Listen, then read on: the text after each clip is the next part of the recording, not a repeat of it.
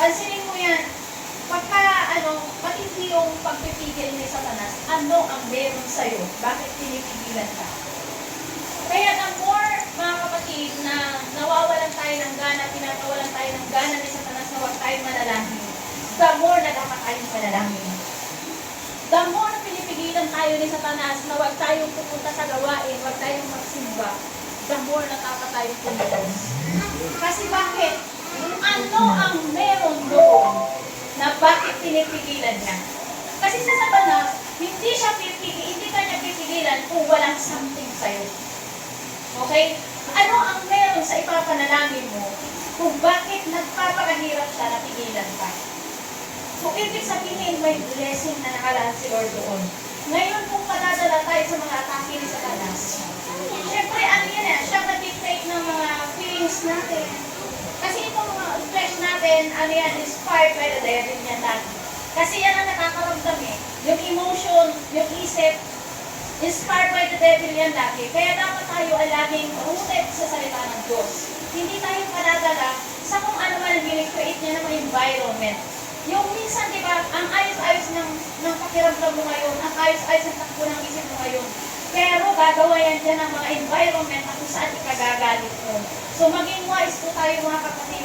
Ito ay taktika ni Satanas. So the more na minsan, di ba, magbabasa ka ng Bible, naanto ka na. Kasi yan siya mismo talaga ang gumagawa ng paraan para hindi ka makapagbasa. So ano ang meron doon? Bakit kanya pinipigilan? So the more tayo na pinipigilan mga kapatid, nararamdaman natin na pinipigilan tayo ng kaaway, dinidistract tayo ng kaaway, the more tayo na mag-focus. Kasi para makuha natin kung ano yung nandun. Okay? So bakit ka pinipigilan? So meron something doon na inilaan sa'yo ang Panginoon. Kaya kanya pinipigilan. So sa mga oras ito, ang ating topic for today is the value of a soul.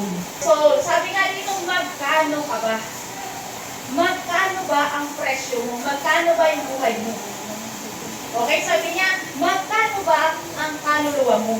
Ito ang ating pag-aaralan ngayon. Magkano ba talaga ang ating kaluluwa?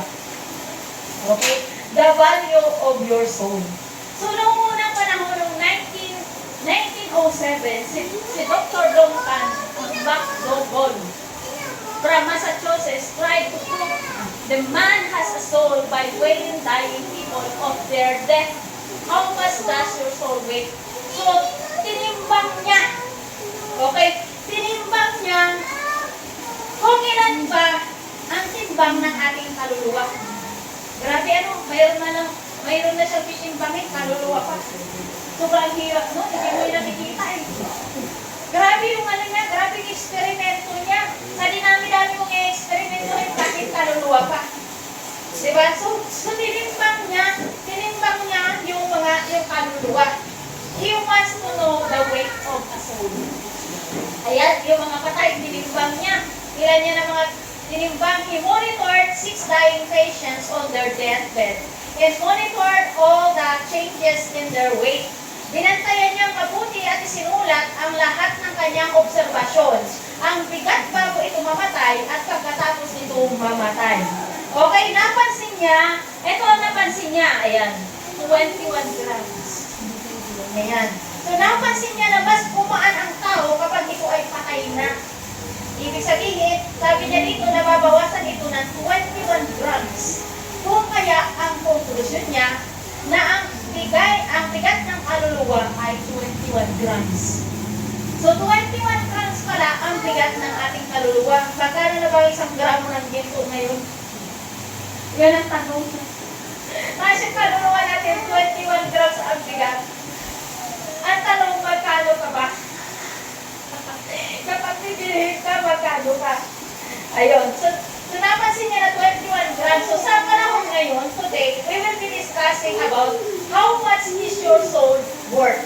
So magkano ba ang presyo ng iyong kaluluwa? Okay. First, in the eyes of the world. Kung pagkasabi dito, what's your worth in the eyes of the world? Kung ano yung halaga mo, magkano ka sa mata ng mundo. Okay, di ba? Sa mundong ito, magkano ka sinusukat? Ano ka sinusukat ng tao? Magkano ka lang ba? Diba? Minsan nakabase ang mga tao, depende sa hanap buhay mo, depende sa nating mo, depende sa talino mo, depende sa pera mo. Diba? Ganun pagsukat ng tao. So, ngayon, how much your worth in the eyes of the world? First, sabi niya, last year pa ito. Ito yung pinaka mayamang tao sa Pilipinas, si Manny Villar. Yan. Ang net worth niya is $11 billion or 627 billion pesos.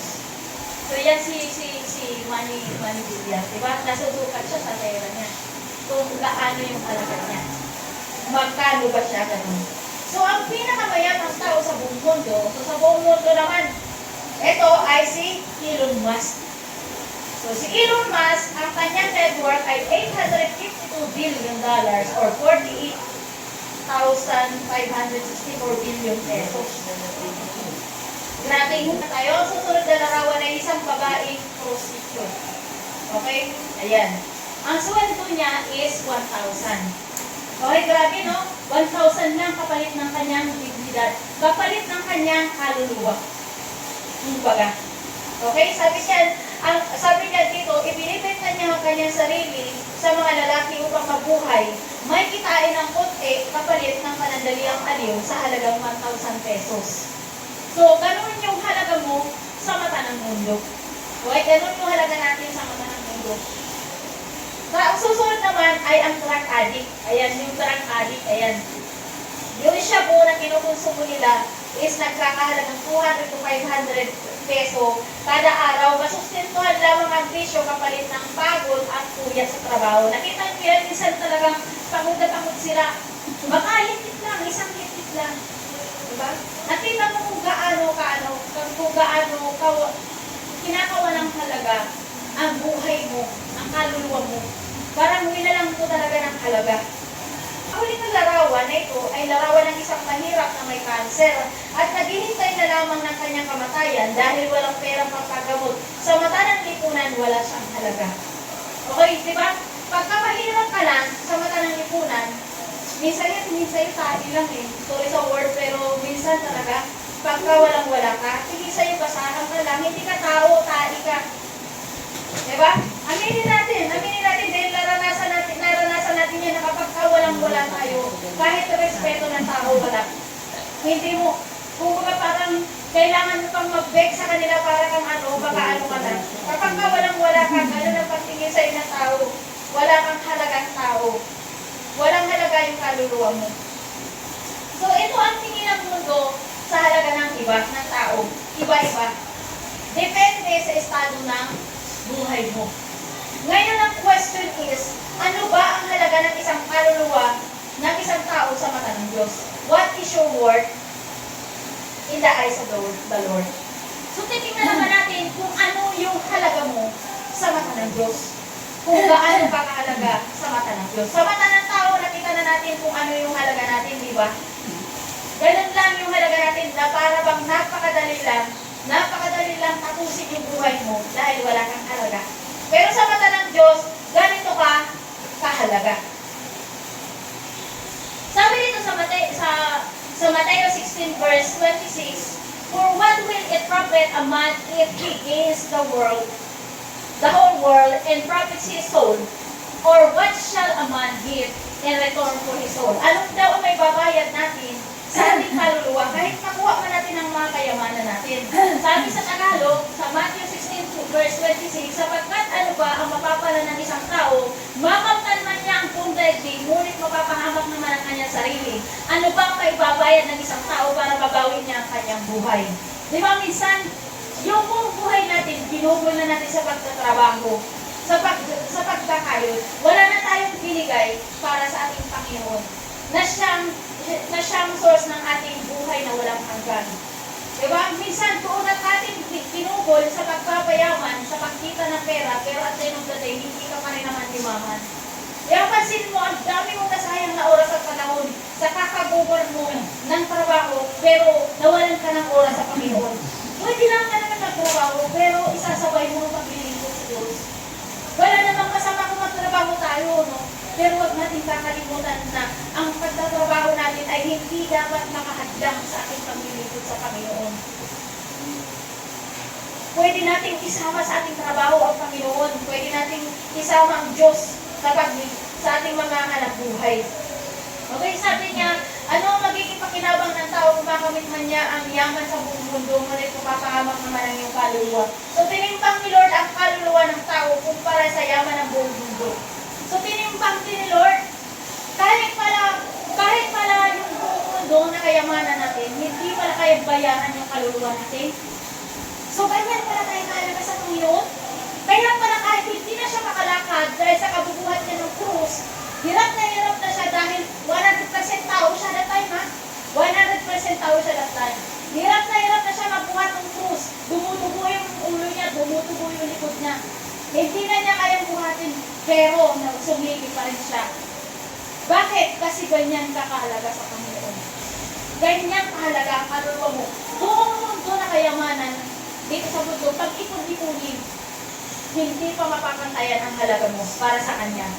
Ganon tayo kahalaga sa Panginoon. So sabi nito,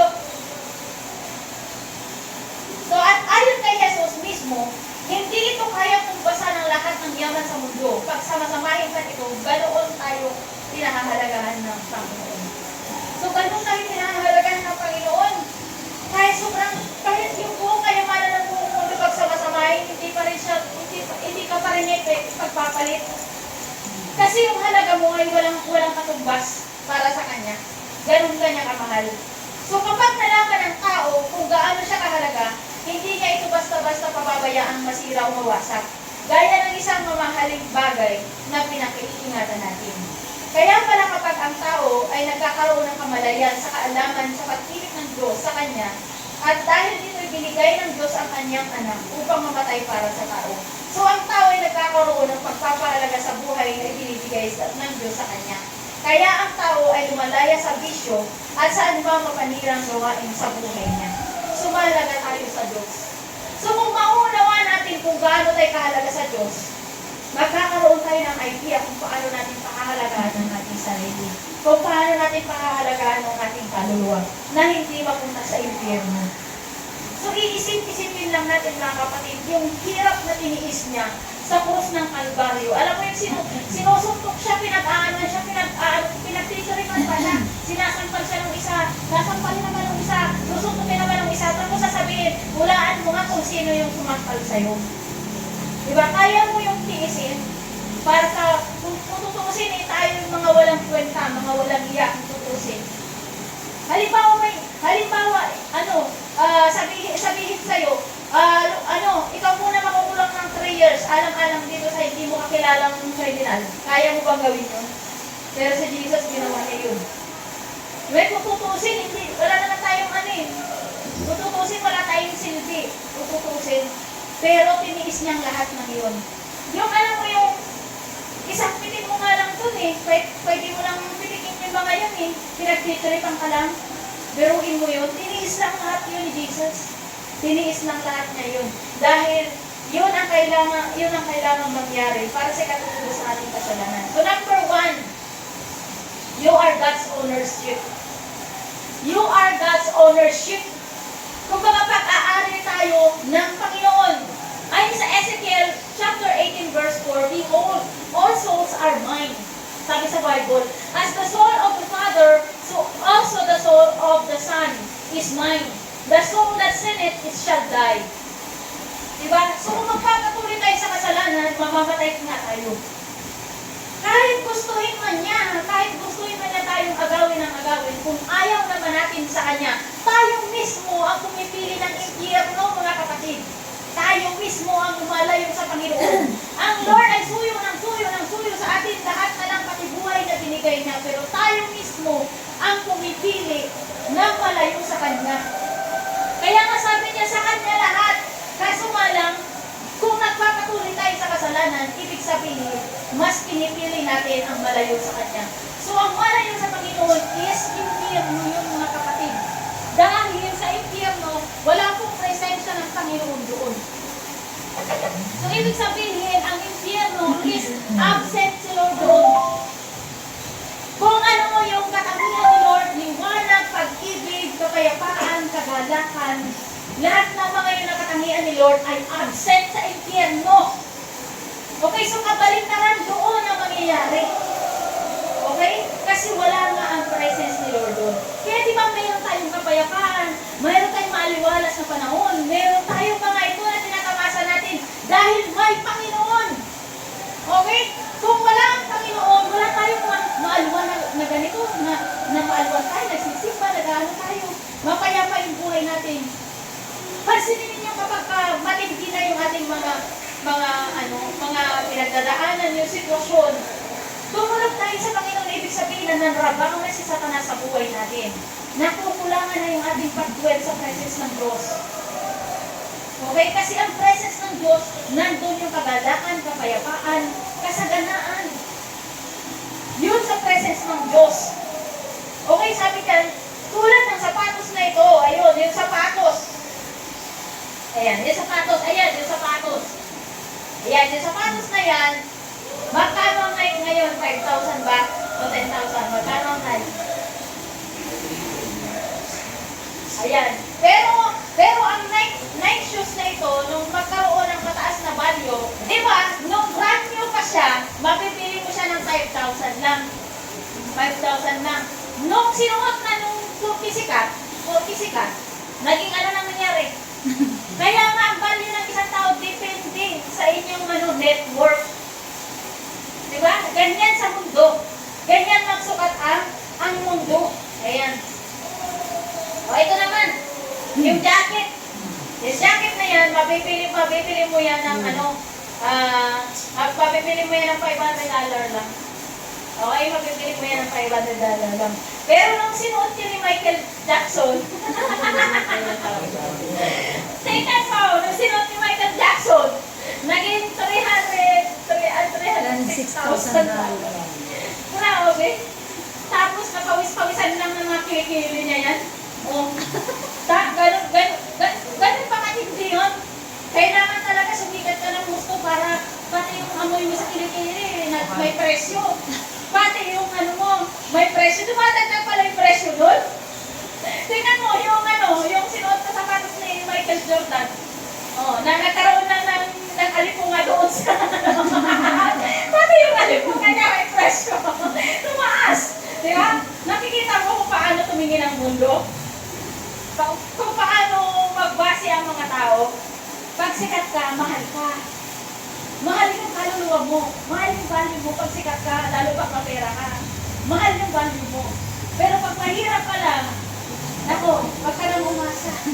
Pwede ka lang dyan sipa-sipain sa may gilid. Pero sa mata ng Diyos, sa mata ng Panginoon, kahit pagsamasamahin ng buong mundo na kayamanan, hindi ka niya ipaspapalit. Dahil mahal ka. Mahal ka. Alam mo bakit mahal ka? Kasi meron siyang parte sa pagka-Diyos niya na binigay niya sa'yo. Ano yun? Yung hininga mo na nandyan sa baga mo, yan ay parte ng pagka-Diyos niya. Hininga niya yan. Okay? Hininga niya yan. Kung meron man ang parte ang Diyos, di ba, isipin mo, paano tayo magiging mura? Eh, may parte tayo ng Diyos. Nandito sa loob natin yung parte niya.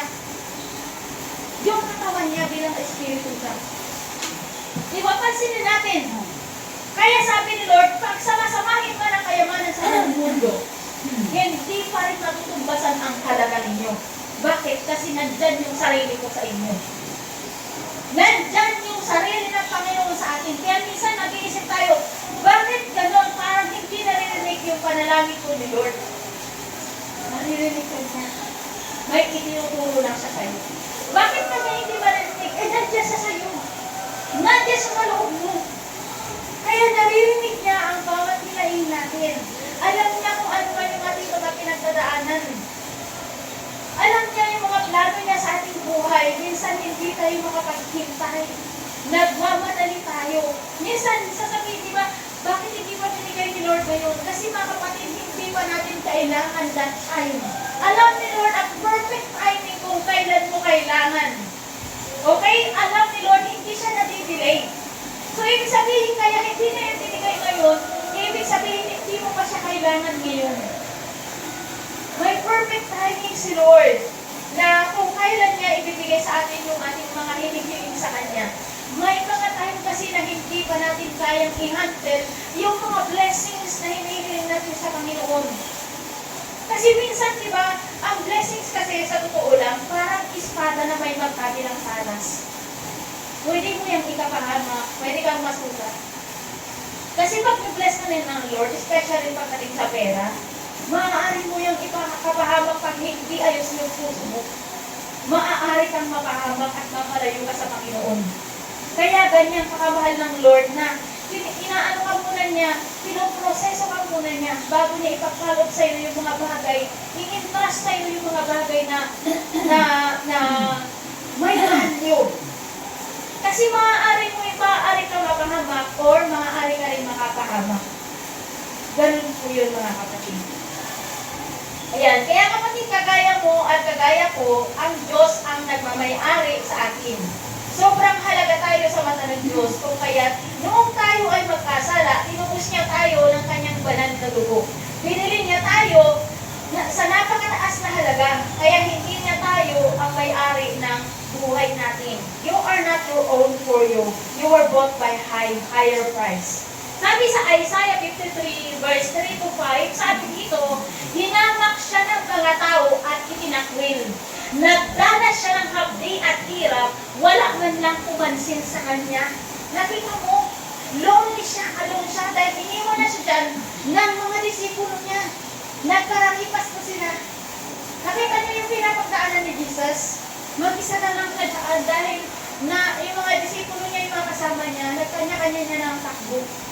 Okay, sabi niya dito, pinaliwala natin siya na para bang walang kabuluhan. Kaya mga kapatid, minsan pag pinagdadaanan natin na tayo parang walang kabuluhan, para tayong mga basahan dahil walang-wala tayo. Huwag ka mag-alala. Si Jesus ang unang nagdanas na para siyang walang kabuluhan. Wala siyang kabuluhan. Okay? So, tunay nang inalis niya ang ating mga kahinaan. Kaya kung ano man ang meron tayo sa ating buhay na mga negative na yan, alisin natin yan. Huwag natin tanggapin yan.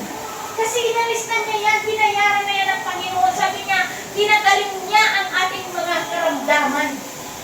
Dahil kung sa mga hirap na pinagdaanan niya, sa mga sugat na tiniis niya, gumaling na tayo dun sa ating mga sakit. So bakit? Minsan kasi, di ba may flesh tayo, nararamdaman natin na meron tayong nararamdaman, meron tayong sakit. Huwag natin tatanggapin yun. Kailangan natin labanan yun at ideklara kay Satanas, madaya kasi yan si Satanas eh.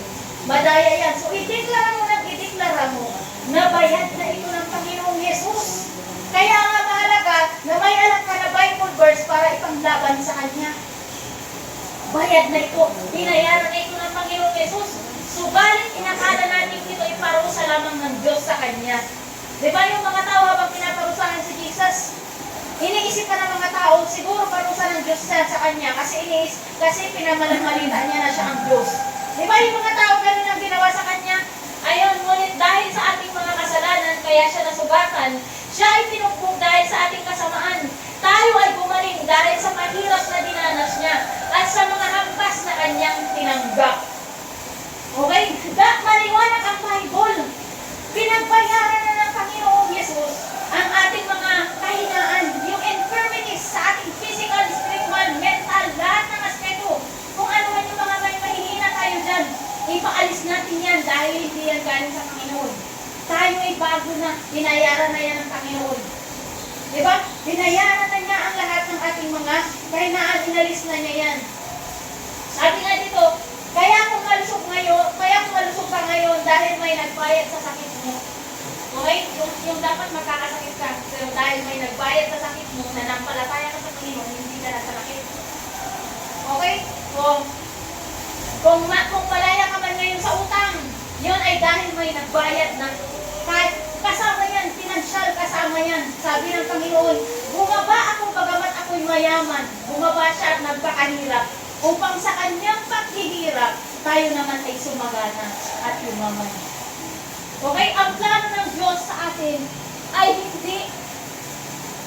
hindi ganyan ang italis tayo sa gapos ng kahirapan. Kaya nga, nire-reject natin yan. Hindi natin yan tinatanggap. Dahil sabi nga ng Panginoon sa John 10:10, the thief comes only to steal, kill, and destroy. Ano yung dinestroy ng kaaway ni Satanas? Yung perfectong nilikha ng Diyos. ay masagana. Okay? Tayo ay walang sakit. Tayo ay mapayapa. Tayo ay nagmamahalan. Di ba, ninakaw niya yung kapayapahan, sinira niya yung perfectong nilikha ng Panginoon na hindi tayo namang problema sa ating mga kakainin. Dahil na perfectong nilikha ng Diyos eh. Kasi sabi niya sa karugtong, but I have come so that you may have life in abundance. Yan ang nakasulat sa Bible. Ngayon kung hindi natin yan i-claim mga kapatid, madaya si Satanas. Kaya dapat natin tayo ay lalaban. Kailangan natin kukunin ang ating karapatan. Okay? Kailangan natin kukunin natin ang ating karapatan. I-declare natin ang salita ng Diyos. So number 2, you are God's masterpiece.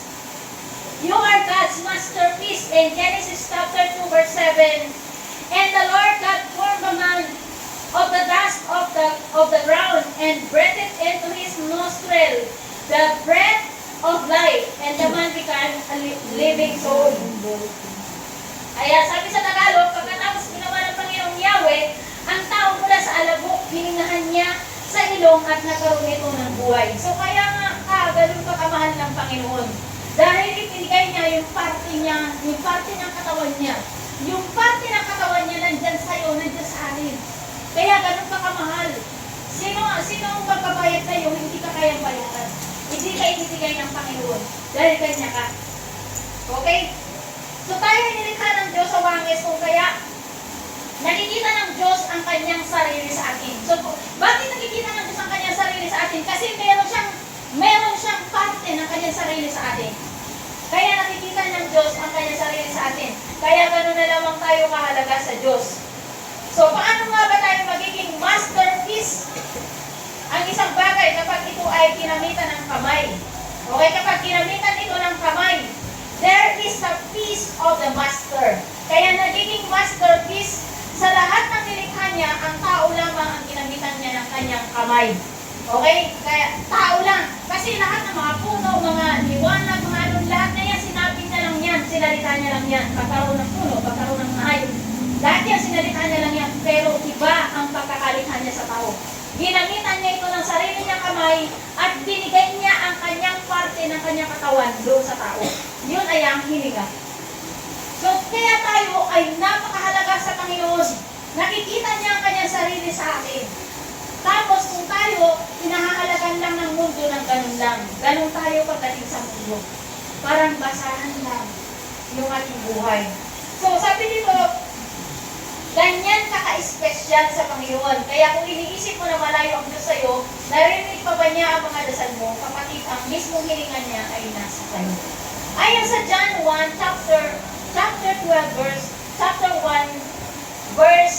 12 to 13, sabi dito, ang salita ng Panginoon, subalit ang lahat ng tumanggap at sumampalataya sa Kanya, ay binigyan niya ng karapatang maging mga anak ng Diyos. Kaya nga tayo nakakatawag ng Ama.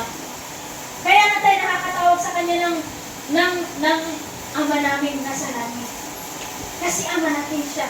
Sila nga ay naging mga anak ng Diyos, hindi dahil sinilang sila ayon sa kalikasan, o sa kagustuhan, o sa kasagagawa ng tao, kundi sa pagiging anak nila ay dahil sa kalooban ng Panginoon.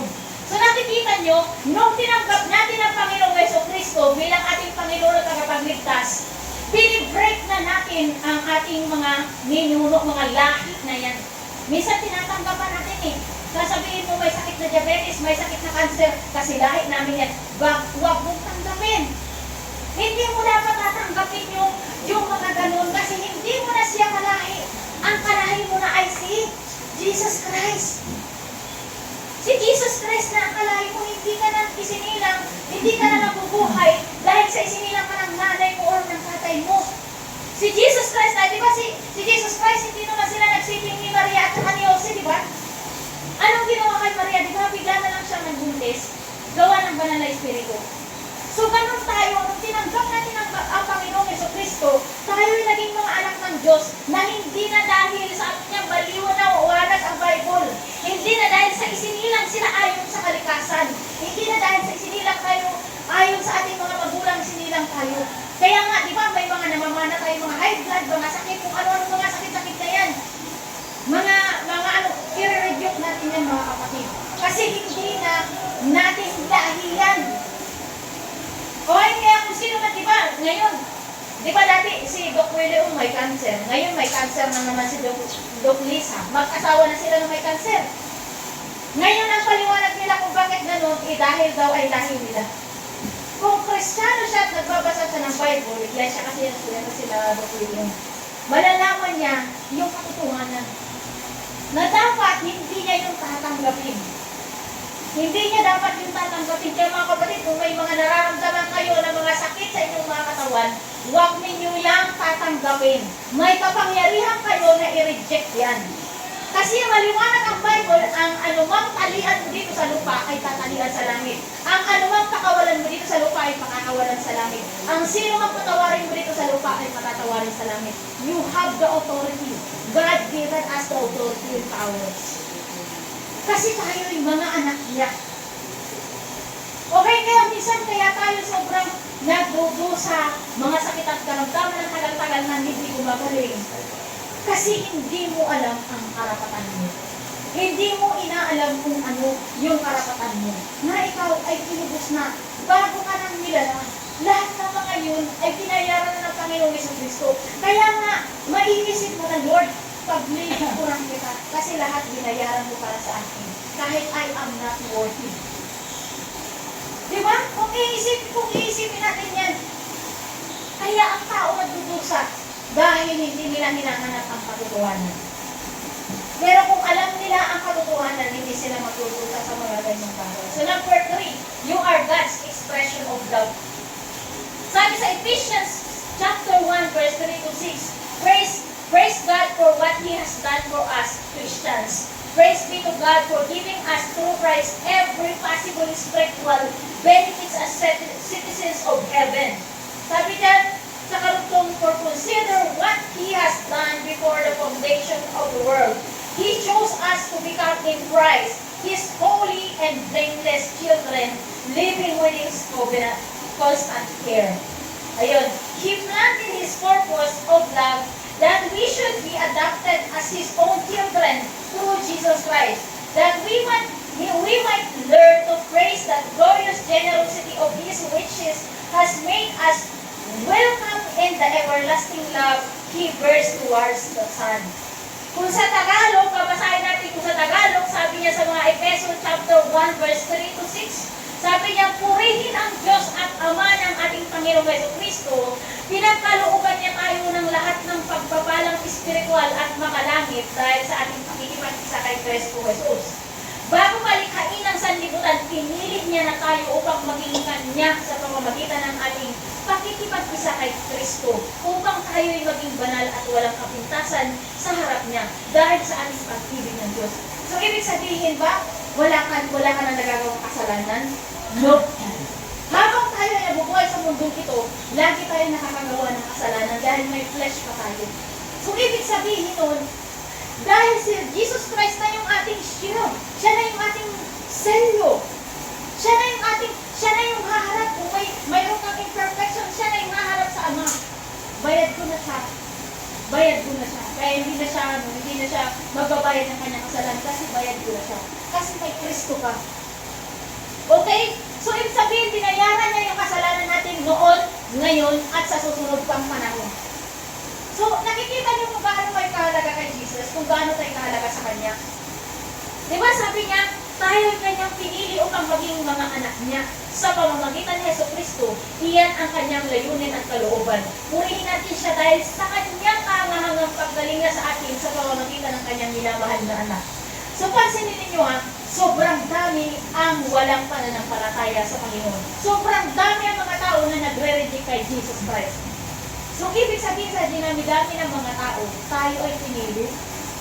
Diba? Siguro kung naging milionary tayo, hindi man tayo hahanap sa Panginoon. Ano? Kaya minsan, yung kahirapan, blessing pa rin yan ng Diyos. Dahil yan ang nagiging daan upang tayo ay mapalapit sa Kanya. Kasi kung tayo ay isinilang na mayaman, baka lagi na lang tayong nasa eskema, hindi na natin kailangan ng Panginoon sa ating buhay. Kaya kung naghihirap tayo ngayon, mga kapatid, huwag natin sumpain ang ating mga sitwasyon. Dahil yan mismo ang ginagamit ng Panginoon upang tayo mas lalong mapalapit sa Panginoon. Diba sa dinami-dami ng tao, sa mundo, isa ka sa pinili. sobrang konti ka lang yung mga nananampalataya sa Panginoon. Kung ikukumpara sa buong mundo, mayroon pa dyan yung iba na sumasamba sa ibang mga klaseng mga baka, mga kung ano-ano yung mga sinasamba nila. Kaya kung susumay ng buong mundo, ang konti pa lang nananampalataya kay Jesus Christ. Kaya kung babalik na siya, hindi lang na ang makakaligtas. Kasi madaming atheist, madami rin ang, kung tutuusin, parang Kristiyano na din, pero tao lang sa kanila si Jesus. Wala pa rin. Diba? Pansinin mo, ang dami-dami mga denomination, dami-dami mga religion. Hindi si Jesus ang sentro. Kaya kung iisipin mo, sa dinami-dami ng tao sa mundo, napakapalad natin na tayo ay nakaunawa. Once na ikaw ay nakaunawa sa katotohanan sa salita sa Bible, ibig sabihin, you have the Holy Spirit.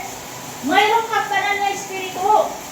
Kasi sabi ni Jesus, salamat Ama, dahil pinilihin mo ang bagay na ito sa mga matatalino at inihayag mo naman sa mga minamahal at iniibig mo. Diba? So kaya kung nakakaintindi ka ng salita ng Diyos, it is not you, it is Jesus, na kinahabangan ka lang, kinahabangan tayo. Kasi kahit na presidente, kahit anong basa niya sa Bible, hindi niya yan maiintindihan. Kahit ano niya nang gawin niyang basa, hindi niya yan maiintindihan. Kamahal ni Kristo, naunawaan mo yung ginawa niya sa krus ng Kalbaryo, hindi ka matatahimik, hindi mo yung pwedeng sarilihin. Na samantalang yung mga kapitbahay mo, yung mga kaibigan mo, alam mo mapupunta sa impyerno, yung kapamilya mo, alam mo mapupunta sa impyerno. Hindi ka yan mapapakali eh. Hindi ka mapapakali yan. I-share mo yan sa kanila. So sabi sa Roma chapter 10 verse 14 to 17, sabi dyan, paano naman sila tatawag sa Kanya kung hindi sila sumasampalataya? Okay? Paano sila sasampalataya kung wala pa silang napapakinggan tungkol sa Kanya? Kaya nga yung mga kapag-anakan mo, paano ka sila maliligtas kung hindi ka nag-share? Nung wala pa nga silang naririnig, minsan ikaw ang kailangan magsalita eh. Kasi minsan may nagsasalita sa kanila, hindi nila bet yung tao na yun. Pero dahil ikaw bet nila, kapag nagsalita ka, makikinig sila. So ikaw magiging daan ng kanilang kaligtasan. Ayan, malinaw na kasulat sa Bible eh. Sabi diyan, paano naman sila makakapakinig kung walang nangangaral sa kanila? Kaya kung tahimik ka lang at yung mga kapag-anakan mo, mga kapatid mo, mga pamilya mo, alam mo mapupunta sa impyerno, tapos nananahimik ka lang, may pananagutan ka sa Panginoon mo. Sabi diyan, at paano makakapangaral ang sino man kung hindi siya sinubok? Okay? So, mararamdaman mo yan na sinubo ka eh. Kasi naunawaan mo ang salita ng Diyos. Sabi diyan, tulad ng nakasulat, okay, gandang pagmasdan ang pagdating ng mga may dalang magandang balita. So, pansinin nyo kung gaano natutuwa ang Panginoon sa mga taong nag-i-evangelize. Ayan o, okay, gandang pagmasdan ang pagdating ng mga may dalang magandang balita. Yung mga nag-share ng gospel. Kasi yung nag-share ng gospel, nandun na napapaloob yung tunay at kabuuang pag-ibig ni Kristo. Physically, spiritually, mentally, emotionally, financially, dala-dala na ng pag-ibig na yan. Kaya kung isi-share mo yan sa mga kapwa mo, sa mga tao na kapaligid sa'yo, makakaranas din sila ng breakthrough sa buhay nila. Okay mga kapatid, sabi niya, ngunit hindi lahat ay tumanggap sa magandang balita. Gaya ng isinulat ni Isaias, Panginoon, sino ang naniwala sa aming mensahe? Kaya't ang pananampalataya ay bunga ng pakikinig at ang pakikinig naman ay bunga ng pangangaral tungkol kay Kristo. Kung walang magpipreach, kung walang mag-share ng gospel, paano mananampalataya ang mga tao? Kaya napakaganda kung ikaw ay nag-share ng gospel kasi ganyan ang pagtingin sa'yo ng Panginoon. Okay, gandang pagmasdan ng pagdating ng mga may dalang magandang balita. Good news kasi yung ibinabalita mo pag-ibig ni Kristo. Ipinapadama mo yung pag-ibig ng Diyos na natanggap mo, ikaw ang extension ng pag-ibig ni Kristo para sa iba. Kasi si Lord, hindi naman natin yan nakikita eh. Gumagamit siya ng vessel ng tao para ipakatid doon sa tao. Jane, mahal kita, Jane, sa pamamagitan ko. Okay? Diba? Ano ba si nanay? O sa pamamagitan ni nanay, sasabihin ni Lord na mahal kita, May, sa pamamagitan ni nanay. Ganun yun. tayo at hindi sasarilinin lang natin, ibig sabihin natin yun, hindi natin sinusunod ang kalooban ng Panginoon. Ayaw natin sumunod sa Kanya. Na, ipadama mo nga dun yung pagmamahal ko kay Juan. Kasi spirit siya eh. Kaya gumagamit siya ng vessel para ipadahatid yung pag-ibig niya doon sa mga minamahal niya. Di ba kaya pansinin mo, ang dami ng mga tao, inaano sila, sinasarampal habang nag-aano sila, nag-trip sa kalsada. Ang daming ginagawa sa kanilang kabalbalan. Tapos pinapatayan pa sila ng mga, kinukuha pa yung microphone nila, sinasampal sila. Pero tuloy-tuloy pa rin sila. Kasi bakit? Hindi nila pinapansin yung mga circumstances. Kung focus lang sila kay Kristo. Kasi pag nag-focus ka noon sa mga tao na i-criticize sa'yo, nakakahiya naman, ganyan ganito. Pag nag-focus ka doon, mawawala ka sa focus mo kay Kristo. Okay, sa anong ito na naman? Kasi sa panasan na pamagalan yan eh. Uy, nakakahiya mag-share. Baka mamaya ay sabihin na parang kang baliw. Si Satanas yun. Kaya dapat alam mo yung boses niya. Okay? Tapos sasabihin naman ni Lord, gusto kong ipadama mo yung pagmamahal ko doon sa kanila. Mag-preach ka doon sa kanila, mag-share ka. Pero dahil pinakinggan mo si Taning, nahiya ka, wala, hindi na padama ni Lord yung pagmamahal doon sa kanila. Gagamit siya ng ibang lesson. So nawala mo yung opportunity na mag-please mo yung Panginoon. Okay? So napakaganda mga kapatid na tayo ay nagsishare ng Word of God. Nagsishare tayo ng good news. Kaya ang patunay na mahal mo si Kristo is you share Him. You share Him to others. You share the good news. You win soul with compassion. Sabi niya, sa 1 Pedro, kasi pag-English ang hirap naman 1 Pedro chapter 1 verse 18 to 19, ang sabi niyan, sapagkat alam ninyong tinubos kayo mula sa walang kabuluhang pamumuhay na inyong minana sa inyong mga magulang. Kung nakita ninyo, tinubos na tayo sa walang kabuluhang minana natin sa ating mga magulang. Yan, pag nirayuma, kasi minana ko sa, bakit mo kasi tinatanggap? Sasabihin, may diabetes, kasi minana ko to, dahil na, bakit mo kasi tinatanggap? Maliwanag ang salita ng Diyos, huwag mong tanggapin dahil bago ka nang nilalang. Binayaran ka na ni Jesus Christ. Sobra-sobra yung paghihirap niya dyan. Para lang umaya ka dyan at makaranas ka na maginhawang buhay. Malusog na pangangatawan. Bakit mo tinatanggap? Sabi niyan, sapagkat alam ninyong tinubos kayo mula sa walang kabuluhang pamumuhay na inyong minana sa inyong mga magulang. Diba? Hindi kayo tinubos sa pamamagitan ng mga bagay na nasisira tulad ng pilak o ginto, kundi sa pamamagitan ng mahalagang dugo ni Kristo. Di ba madali lang sana sabihin kung ang pinatubo sa atin ay pera eh. Ay, kaya naman yan ni Lord, mayaman naman siya eh, madali lang naman. Pero hindi, dugo. Di ba, dugo, ikaw kaya mong ibigay yung dugo mo? Buti kung aanin lang, sisipsinin lang yung dugo mo, papayag ka pa. Hanggang sa mamatay ka, no? Eh, sa kanya, iba eh. Iba ang pinagdaanan niya. Torture. Torture ang pinagdaanan niya. Di ba? Ano pang ating pwedeng ano pang pwede nating i-angal sa Panginoon? Binigay na niya ang lahat. Binigay na niya ang lahat-lahat sa buhay niya. Ayan o, tulad ng isang sa pamamagitan ng mahalagang dugo ni Kristo na tulad ng isang korderong walang kapintasan at walang dungis. Okay? Walang dungis. So maraming tao ang hindi alam ang bagay na ito. Hindi nila alam kung gaano sila kahalaga sa Panginoon. Kaya nga bigla na lang silang nagsusuicide. Kasi hindi nila alam kung gaano sila kahalaga sa Panginoon. Brinake lang ni hindi lang nakapasa doon sa dahil medyo mahina ang utak, magpakamatay na. Kasi hindi niya alam kung gaano siya kahalaga. Wala kasing nag-share ng gospel.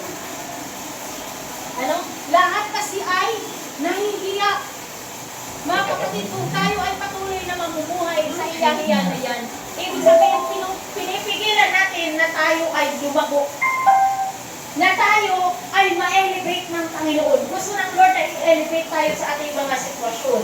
Sabi nga dito sa Proverbs chapter 11 verse 30, the fruit of the righteous is a tree of life, and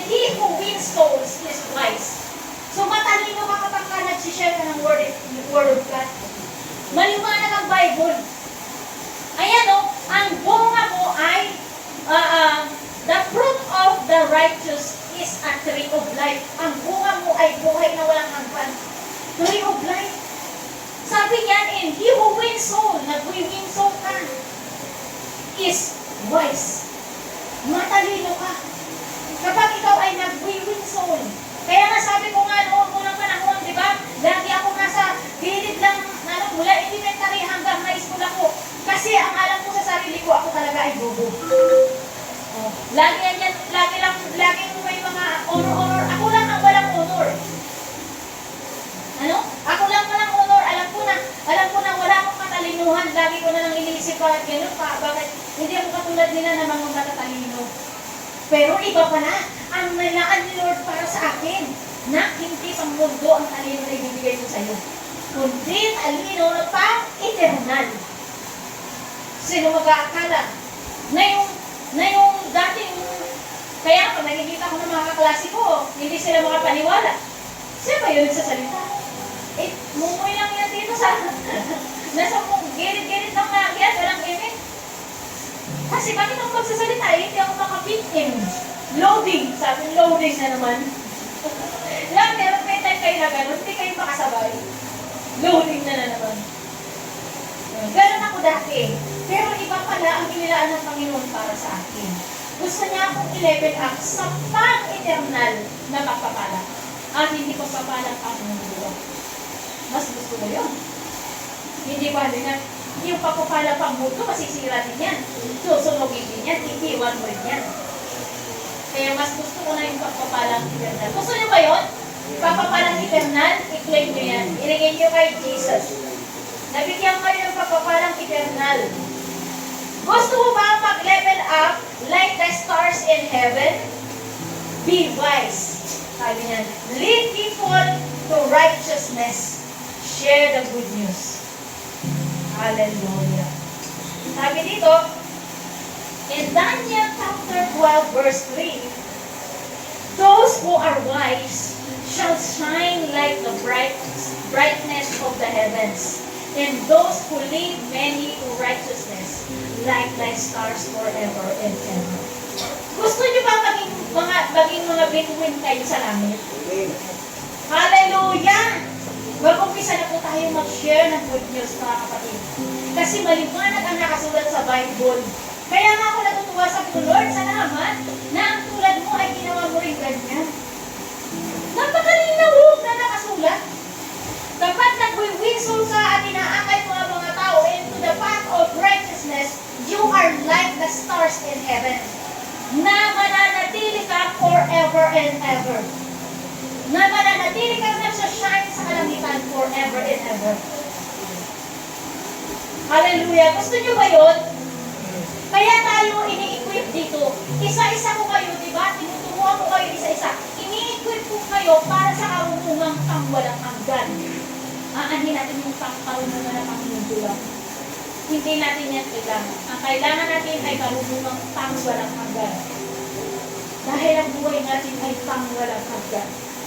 Hoy mga kapatid, ganyan tayo, pinahahalagahan ng Panginoon. Napakabuti ng Diyos. Kaya sa mga oras na ito, iniimbitahan ko ang bawat isa. Tayo po ay tumayo, mga kapatid.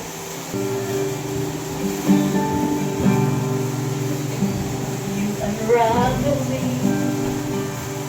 with a melody. You surround me with a song.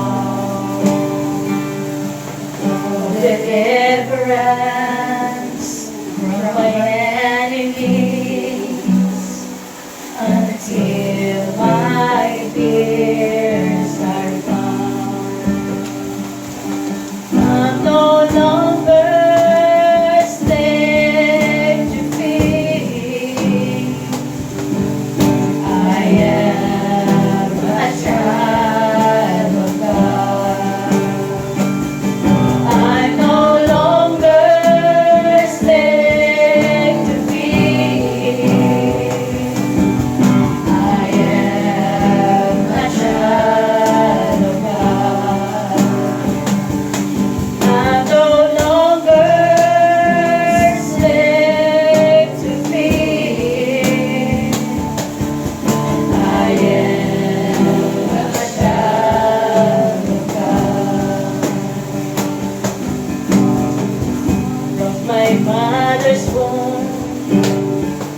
have chosen me.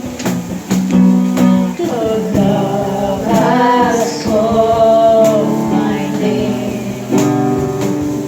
I've been born again into your family.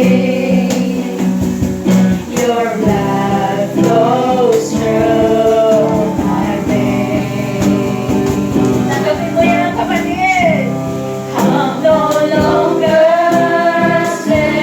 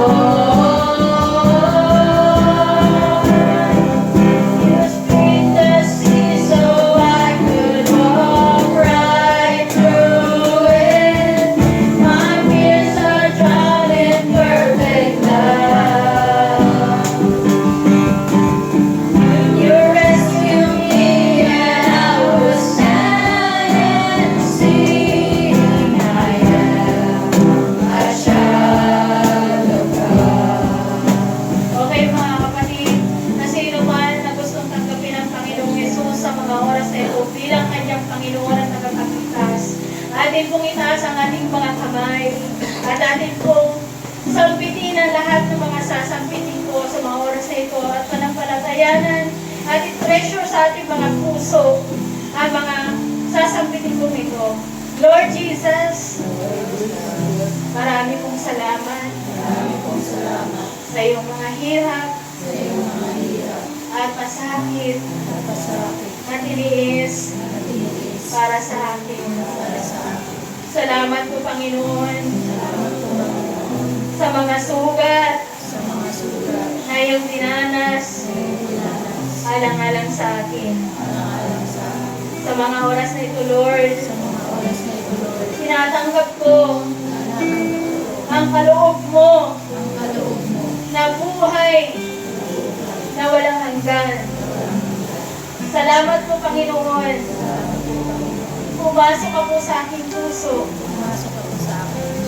At ikaw na ang aking maging Panginoon at tagapagligtas ng aking buhay. Pagharian mo ang aking buhay, Panginoon. Lord, pinagsisisihan ko ang lahat ng mga kasalanan na aking nagawa. Linisin mo po ako sa lahat ng aking mga karumihan. At simula ngayon, ako'y susunod na sa iyong kalooban. Isulat mo po ang aking pangalan sa aklat ng buhay. Salamat po, Ama. Sa iyo lamang ang papuri at pasasalamat na walang hanggan. Sa pangalan ni Jesus. Amen and amen. Hallelujah. Patuloy po tayo mga patuloy po itaas natin ang ating mga kamay. Sisenyo po ang ating preaching for today. At tayo po itatako sa ating kumunyon. Hallelujah. Father God in heaven, maraming salamat sa iyong kaabangan sa amin. Sa iyong kabutihan, Panginoon, O God. Salamat po, Panginoon, Lord. Nalalaman namin at naunawaan kung gaano kami kahalaga sa iyo, Panginoon. Hayaan mo, Panginoon, Lord God, na matreasure namin ito sa aming mga puso at isipan, Panginoon.